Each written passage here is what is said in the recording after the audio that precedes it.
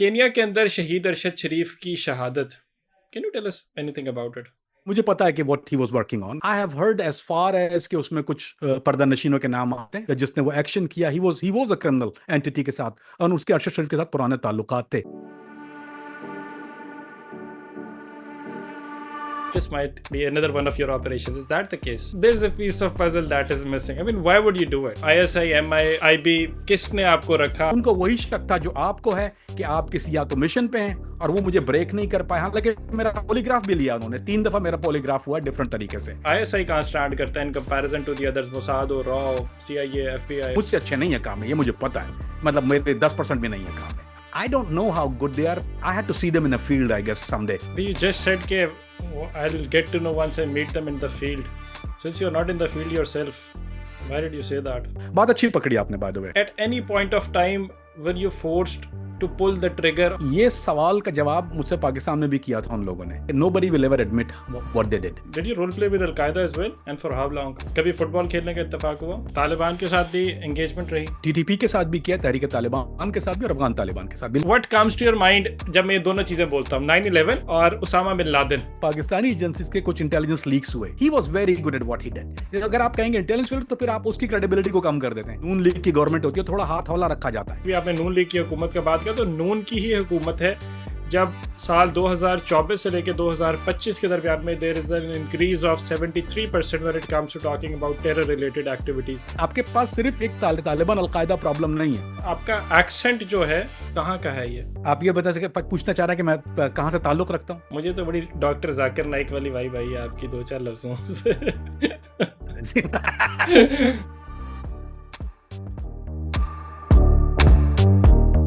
What comes to your mind जब मैं ये दोनों चीजें बोलता हूँ, 9/11 और Osama bin Laden? Osama bin Laden in terms of जो एबटाबाद से उसको उठाया गया था।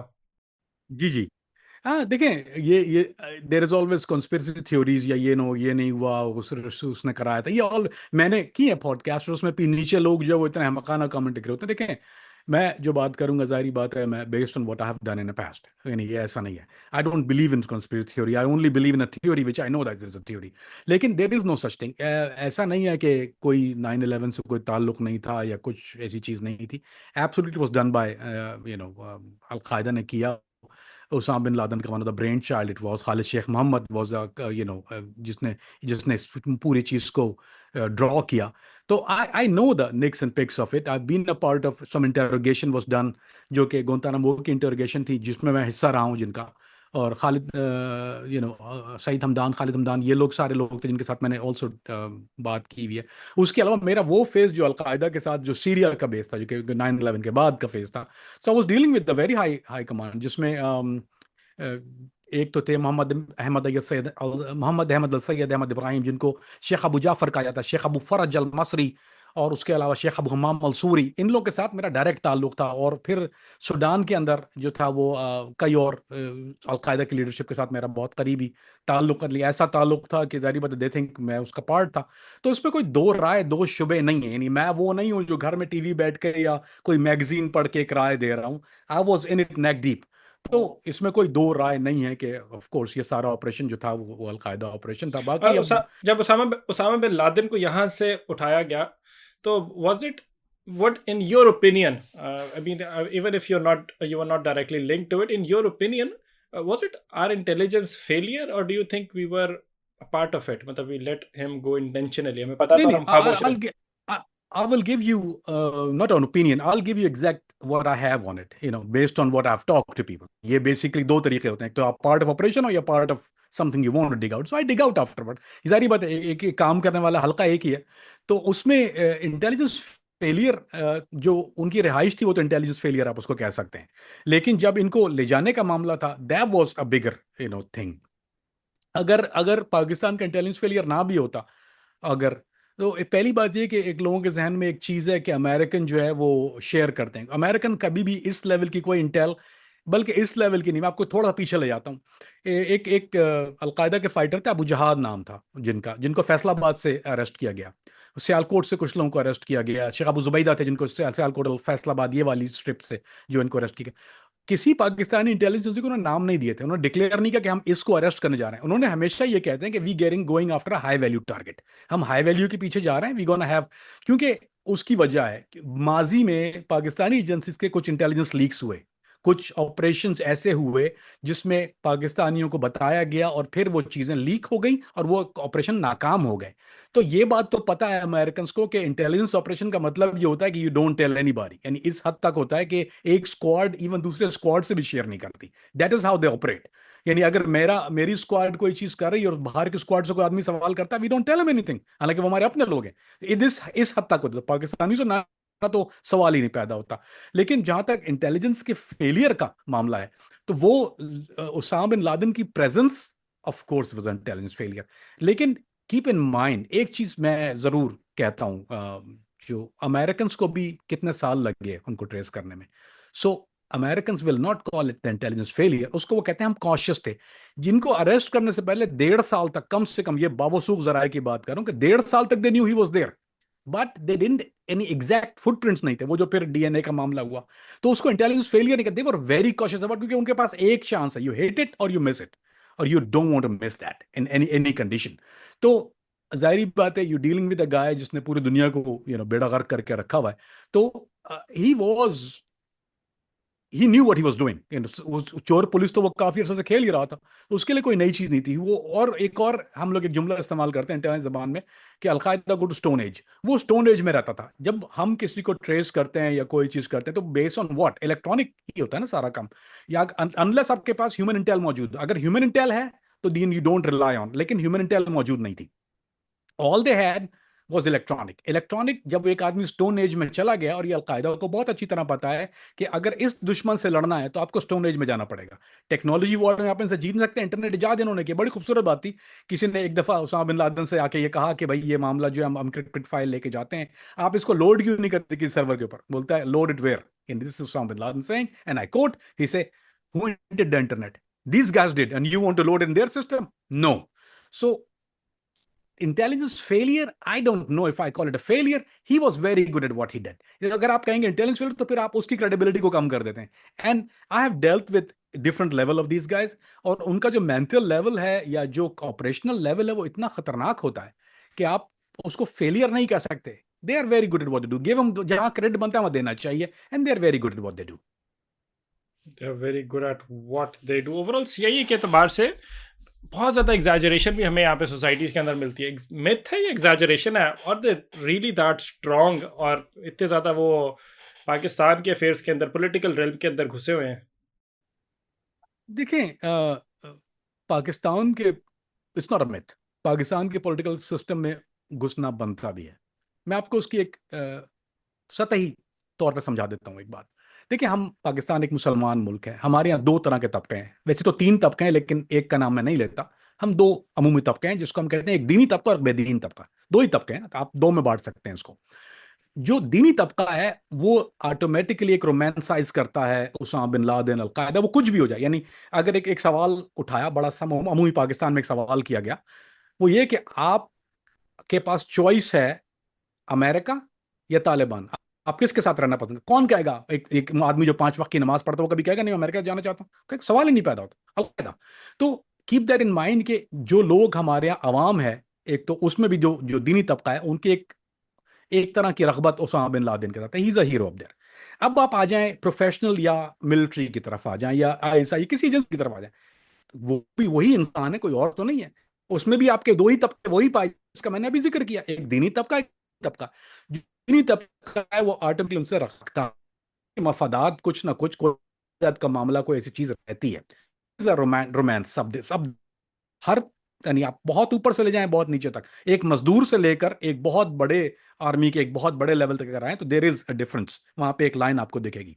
लिहाजा अब अगर उनको कोई इंफॉर्मेशन मिलती है या कोई ऐसी चीज होती है, पॉलिटिकली वो किसी चीज में इन्वॉल्व होते हैं, तो वो दीनी तबका जो है वो आपको उनको पसंद करता है, बेदीन तबका उनसे नफरत करता है। तो उनका इन्वॉल्व होना बनता भी है। दूसरी बात, उनके जो जितने बेनिफिट पैकेज अगर आप कह लें, वो पाकिस्तान से बहुत ज्यादा मुंसलिक हैं, क्योंकि अफगानिस्तान के बाद अगर कोई जो front line of the war है वो पाकिस्तान है। तो पाकिस्तान के हालात प्रिडिक्ट करते हैं उनके साथ कल क्या होने वाला है। मिसाल के तौर पर बेनजीर की हुकूमत आई, क्या तालिब अलकायदा के हक में है बेनज़ीर की हुकूमत? ये गधे को भी पता है बात कि बेनज़ीर के आने के बाद, क्योंकि पिछले अदवार में जो बेनज़ीर के थे उसमें क्या हुआ, जो लोग अफगानी जहाद से मुंसलिक थे, जो कि सिर्फ, ये मैं ऐसे लोगों को पर्सनली जानता हूं जो मोरक्को से, इसको हम लोग अरबी जबान में मगरब कहते हैं, मोरक्को के मुजाहिदीन, जो कि सिर्फ ये कर रहे थे कि वो पढ़ा रहे थे पेशावर के अंदर।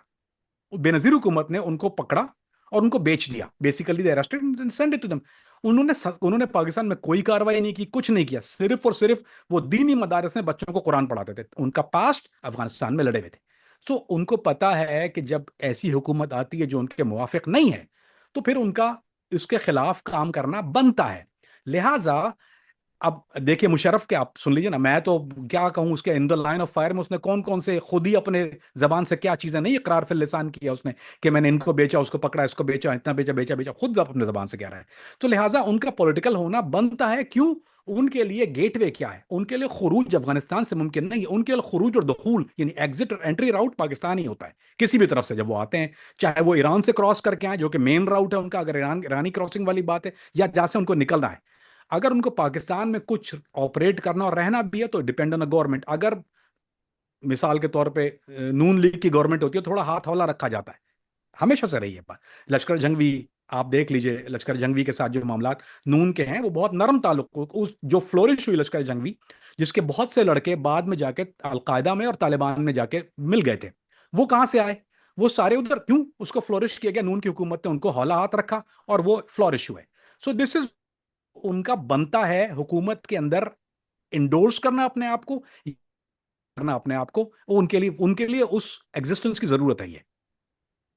Right, interesting. अभी लेकिन एक चीज़ मेरे जहन के अंदर आई भी, आपने नून लीग की हुकूमत का बात किया, तो नून की ही हुकूमत है जब साल 2024 से लेकर 2025 के दरमियान में there is an increase of 73% when it comes to talking about terror related activities. 2015 से लेकर 2025 के अंदर हाईएस्ट नंबर है ये टेरर एक्टिविटीज़ का जो हुआ। व्हाट डू यू थिंक उसके पीछे क्या कॉज होगी? हम ऑपरेशंस तो कर रहे हैं, what do you think in your opinion? Can you tell देखिए समथिंग जी, अबाउट इट? मैं तो जी देखिए, पाकिस्तान के पास एक ले दे के मसला आता है। वो मसला कहाँ पे आता है? पाकिस्तान के जो जो इदारे हैं, जहाँ तक मैं समझता हूँ उनको और जितना मैंने पढ़ा या जो सीखा उनसे, वो सबसे बड़ा मसला ये आता है कि मे बी ग्राउंड पे वो बहुत अच्छे हैं, लेकिन एक जगह वो लैग करते हैं। वो कहाँ लैग करते हैं? वो लैग करते हैं टेक्निकल, टेक्नोलॉजी पे वो लैग करते हैं। वहां पर टेक्नोलॉजी का मसला है। उनका रिलाय जो होता है 80 to 85% ह्यूमन इंटेल पे होता है। अब वो सही है या गलत है, you can always hit and miss on that.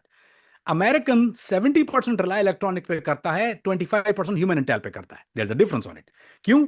वो आपके पास डायरेक्ट सोर्स इन्फॉर्मेशन आ रही है, आपने इंटरसेप्ट किया है, आपके पास कुछ खबरें हैं, एंड देन यू सिमिल्टेनियसली, आपके 6 चैनल एक जगह खुले हुए, एक खबर से आ रही है, दूसरी जगह उसकी नफी हो रही है, आप उसको जज कर सकते हैं। एक आपके पास सेंट्रलाइज इदारा के नाम से, वहां आप उसको ऑपरेशन को जज कर लेते हैं। आपको पता है कि ये हॉक्स है, ये मिस इन्फॉर्मेशन है, ये ट्रू है, ये नॉट ट्रू है, फला अमीर फला जगह बैठा है, ये आपको इलेक्ट्रॉनिक से मिल गया, नहीं मिला, वट। लेकिन जब पाकिस्तान की बात आती है तो वो आपको 100% रिलाय कर रहे होते हैं आप ह्यूमन सोर्स के ऊपर। ह्यूमन सोर्स पे रिलाय करने के लिए फिर आपको वही होता है कि it's 90% of time it become a failure. एक बात ये, दूसरी बात फंडिंग की बात है। जहां तक बात है फंडिंग की, अब आप बजट अगर पाकिस्तान का देखें, यानी जीडीपी बजट, या इंटेलिजेंस की तरफ आ जाएं, तो there is a huge difference. और फिर प्रॉब्लम, आपके पास सिर्फ एक तालिबान अलकायदा प्रॉब्लम नहीं है। आपके पास Balochistan is an ongoing issue, been going on for a while. आपके पास दूसरी फ्रंट खैबर पख्तूनख्वा में और इदारे जो कि सेपरेटिस्ट मूवमेंट, वहां भी चलती रहती है। आपके पास अफगानिस्तान का दूसरा इंटरफेरेंस यानी हुकूमत इंटरफेरेंस भी मौजूद है। सो और खास तौर पे फिर सिंध के इलाकों में जो रॉ की इंटरफेरेंस है, जो कि अभी तक बहुत पीक पे चल रही है, बड़े खतरनाक हद तक रिक्रूटिंग करते हैं रॉ वाले, और हमारे लोगों को खरीद के वहां इस्तेमाल करते हैं कार्रवाइयों के लिए। तो अब पाकिस्तान की जो इंटेलिजेंस एजेंसी है, उसके आप देखिए वो किस महाज पे खुले हुए हैं, वर्सेस अगर आप किसी इंटरनेशनल की बात करते हैं तो उनके पास टेररिज्म पे ये दो ही चीजें हैं। उनको डील करना दाइश के साथ, उनको डील करना अलकायदा के साथ। उनकी पूरी फोर्स उस पर लगी with higher budget. We have a lower budget with 50 ground opening plus training also. We lack train something there ना। तो कोई ना कोई मसला तो है। तो जब तक ये कवर नहीं होगा, you can not be successful in anything. Interesting, you can not be successful at anything. एक क्वेश्चन, आपका एक्सेंट जो है, what is the base of it? मतलब कहाँ का है ये? आप ये बता सके, पूछना चाह रहे हैं कि मैं कहाँ से ताल्लुक़ रखता हूँ? जी, मैं उर्दू स्पीकिंग हूँ। लेकिन मेरी उर्दू का मसला ये है कि जिस उम्र में मैंने पाकिस्तान छोड़ा था, तो उसके बाद मैं स्वीडन चला गया था। मैं रहा स्वीडन में, जहाँ मेरा इंटरेक्शन बिल्कुल पाकिस्तानियों से था नहीं, क्योंकि वहाँ पे थे ही नहीं बिल्कुल पाकिस्तानी उस ज़माने में। मैं खिरौना में रहता था नॉर्थ में। फिर अमेरिका गया तो मेरा भी इंटरेक्शन फिर भी ज़्यादा अमेरिकन्स के साथ ज़्यादा रहा। और जो उर्दू मैंने सीखी थी, वो इसको ये कह लीजिए कि उसको मैंने जब रिवाइज करना शुरू किया, मुझे बहुत ज़्यादा शौक हुआ। मेरी फैमिली तो मुशर्रफ के बाद आई है पाकिस्तान से अमेरिका। उसके बाद मेरा फैमिली, फिर भी मेरा काम ज़्यादा बाहर होता था। उसके अलावा मैं ज़्यादा दूसरी ज़बानें ज़्यादा बोलता हूँ। मैं स्पेनिश ज़्यादा बोलता हूँ, कौन या कौन सी अरबी लैंग्वेजेस, ज़बान। कितनी या quite a languages? Few, 7 major हैं मैंने लैंग्वेज किया।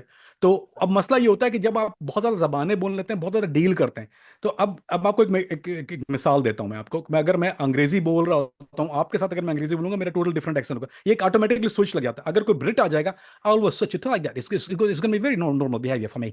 सो ये एक ऐसा नहीं कि मैं एक्ट कर रहा हूँ, this is exactly how I am programmed. और ये हम लोग की प्रोग्रामिंग होती है ऐसी, you don't hit miss and switch. तो ये जो उर्दू जो आप सीख रहे हैं, ये किताबी उर्दू बोलता हूँ मैं ज़्यादातर, इसलिए थोड़ी सी अजीब भी लगती है। जहां तक लहजे की बात है, मैं खुद भी कंफ्यूज होता हूँ कहाँ से आया है ये। लेकिन है, आपको क्या लगता है? मुझे तो बड़ी डॉक्टर जाकिर नाइक वाली वाइब आई है आपकी दो चार लफ्जों से। ये अच्छा, ये ये अच्छा, मुझे 600 कमेंट आते हैं, ये लाल टोपी वाला, लाल टोपी जूनियर। अच्छा, मैंने सुना भी नहीं उनको कभी। मैंने उनके ना बारे में ना सुना है, लेकिन ना मुझे सुना है, पता है वो उनके मुगलजात। ना अच्छा, सुना हाँ, नहीं, ना हो गया जरूर। अंदाजा मुझे कुछ। जरूरत भी नहीं है, अच्छी जिंदगी गुजार ली आपने। Finally before conclusion, I have a very interesting and important question, a question that is very close to my heart, and a question that can often and very easily land us in trouble, but I'm intrigued to know. Kenya के अंदर शहीद अरशद शरीफ की शहादत, can you tell us anything about it? देखिए जी, to be honest, I know who he was. I've followed him. I know who he was working on. He was working on some kind of documentary. मुझे ये पता है कि अरशद शरीफ जो थे, वो कुछ कुछ चीज़ों को रिवील करना चाह रहे थे। It was exactly the case जिन पे वो काम कर रहे थे अरशद साहब। उसमें एक केस वो था कि जिसमें हमारे खुफिया इदारों का लिंक जो था, वो जहादी तंजीमों के साथ था, uncover. Exactly the same case I have done इन पाकिस्तान। मेरा जो टास्क था जब मैं डी कंपनी का केस कर रहा था, this was exactly my one of the task, कि आप अनकवर करें the link between the agencies and the जहादी तंजीम। Okay, this was my task. And I was after, जो भी हुआ उसके साथ पुल आउट हो गया, लॉन्ग स्टोरी। लेकिन मुझे पता है कि what he was working on. जारी बात है, कुछ दोस्त भी हैं, कुछ हम ख्याल दोस्त भी हैं। लेकिन जहां तक अगर आप ये कहें कि एज एन ऑपरेटर अगर उसको पिन पॉइंट कर सकूं, so is gonna be a negative thing for me. I don't know exactly what you have heard. I have heard as far as कि उसमें कुछ पर्दा नशीनों के नाम आते हैं। I heard that. Verify, no way. क्योंकि जिसने जबर क्योंकि जिसने जिस execute, he one of the operatives, यानी डायरेक्ट उसका किसी चीज के साथ नहीं मिलता। ही वो criminal जिसने वो इकदाम किया, या जिसने वो एक्शन किया, he was a criminal entity के साथ, और उसके अरशद शरीफ के साथ पुराने ताल्लुकात थे। He suppose to pass some files, I know that much. लेकिन एग्जीक्यूट अगर आप ये कहें कि डायरेक्टली कोई फिंगर पॉइंटिंग होती है, ऑफ कोर्स, क्योंकि वो जिस चीज को अनकवर करा, तो एक आदमी के, आम आदमी के जहन में ये होगा कि somebody have to do him, क्योंकि उनके मफाद में ये चीज जाती है। वो नहीं चाहते कि ये चीज सामने खुल के आए। Do I know it? I don't. But can we guess? Of course we can. One last final question, Kenya के अंदर in as per your information and knowledge, किस किस एजेंसीज के वहाँ पे हेडक्वार्टर्स मौजूद हैं? कीनिया के अंदर एफबीआई बहुत ज़्यादा ऑपरेट करती है, सीआईए ऑफ कोर्स ऑपरेट करती है, एफबीआई बहुत ज़्यादा ऑपरेट करती है। और केनिया के अंदर दुनिया की ज़्यादातर एजेंसीज इसलिए ऑपरेट करती हैं, सो यू नो, इस बारीक बात है, लोगों को समझना चाहिए, और हमारे लोगों को इतनी आगाही नहीं होती, कि केनिया एक ऐसी जगह है, अफ्रीका का एक ऐसा मुल्क है जिसके बॉर्डर जो है, वो नहीं, सोमालिया के साथ बहुत ज़्यादा माइग्रेशन होती है। जो सोमाली पायरेट्स हैं, कायदा अल शबाब के नाम से ऑपरेट करती है। अल शबाब ऑपरेट बेसिकली केनिया के अल शबाब के नाम से। मैंने वहां पे वक्त गुजारा है। मैं नैरोबी में भी रहा हूँ, मुंबासा में भी रहा हूँ। I operate there for very long time. उसकी वजह यही थी कि देयर वाज अल शबाब की प्रेजेंस वहां से पैसों, उसके अलावा जो सोमाली पायरेट्स हैं, उनका पैसा जो आता है, जो हवाला, वो पूरा केनिया में आता है, और केनिया से ट्रांसफर होता है। वो आता भी केनिया में है और जाता भी केनिया से है। सो दैट्स वाई दुनिया की सारी इंटेलिजेंस एजेंसियां वहां पे ऑपरेट करती हैं। यार, if you are asking me Pakistan, I seriously doubt. मैं आपको एक बात बहुत दावे और ये कह देता हूं मैं आपको बहुत वसूख के साथ, पाकिस्तान की इंटेलिजेंस एजेंसीज के पास इतनी कैपेसिटी नहीं है कि वो ओवरसीज ऑपरेट कर सकें। जरूरत के तहत जरूर जा सकती हैं, लेकिन अगर आप कहें कि इंटरनेट, जैसे सीआईए का एक स्लीपर सेल है वहां पे, ऑपरेट कर रहा है पिछले 10 साल से, एफबीआई के 15 साल से लोग वहां मौजूद हैं, they use him they don't use him doesn't matter, उनके पास बजटिंग मौजूद है, उनके पास जराए मौजूद हैं, they have multiple operations going on. लेकिन पाकिस्तान का कोई ऐसा सच ऑपरेशन वहां केनिया में ऑनगोइंग रहता नहीं है। क्या जरूरत के तहत वहां पे जाते हैं? Of course. क्या जरूरत के तहत काम होता है? Of course. लेकिन operate out of there on a regular basis, that's a negative. और दुनिया के कोई भी ऐसे ऐसे ममालिक खास तौर पे, साउथ अफ्रीका में सेंस बनती है क्योंकि एमक्यूएम लंदन वाले वहां, तो इट मेक सेंस के पाकिस्तान को ऑपरेट करना पड़ता है साउथ अफ्रीका में। अब तो खैर उनकी बिल्कुल वहां पे, लेकिन वहां बहुत मौजूद है, तो मेक सेंस के वहां से कार्रवाइयां होती हैं और पाकिस्तान के लिए प्रेजेंस वहां बनती है। लेकिन I don't think, in my professional opinion, no. All right, interesting, very interesting conversation. Thoroughly enjoyed it. I loved the whole show. लेकिन मेरा ख्याल है कि for somebody like you ना, एक podcast या ये 40 मिनट घंटे का टाइम जो है बहुत ही थोड़ा. I mean, I had so many more questions in my mind. अभी भी आते जा रहे हैं. But obviously there are some. Listen, मैं बहुत, and I'll say it like it is. Truly, बहुत काम ऐसा होता है that I had fun to, इसलिए मैंने कहा ना कि you hit me with what you got. So I had fun. This is what like a pleasure for me. This is my that I had a chance to talk to you. Even my wife saying from the back, she had fun and she was like, whoa, it was fun. क्योंकि normally आपको पता है, हम लोग जरा ठंडा रह के बात करें, दूसरा वाला जो मुखातिब होता है, क्योंकि it's a two-man dance partner अगर आपका अच्छा नहीं होगा, you can not do salsa with a dull partner. So आपके साथ मजा इसलिए आ रहा था। So I truly want you to, जब भी आपके पास टाइम है, I am always available for something like this, is be my pleasure. Perfect. आप भाभी जी को हमारा ज़रूर सलाम दीजिएगा, बच्चों का ख्याल रखिएगा। Not often we say that but to you, and best of luck, stay safe as well. अपने सारे जो प्लान्स हैं इतने ज़्यादा ना बताया करें, अदरवाइज अब तो काफ़ी हद तक मैं भी आपकी चीज़ें ढूंढ रहा हूँ कि कहाँ से कहाँ पे जाना है आपको। थाईलैंड का भी आपको 2-2.5 हफ्ते में चक्कर है, मैं वहाँ पे भी शायद आ जाऊँ। आइए थाईलैंड आइए, बिल्कुल थाईलैंड होऊंगा, मैं वियतनाम होऊंगा, दनांग में होऊंगा, मैं दनांग में मेरा एक मीटिंग है के बाद then I will be. So, perfect, Anand. Thank you so much to all of you watching at home. Do let us know in the comment section as to what you think about the whole conversation. Ismail Qasim को इजाजत दीजिए, अपना बहुत सारा ख्याल रखिए। अल्लाह हाफिज। my pleasure. Thank you very much.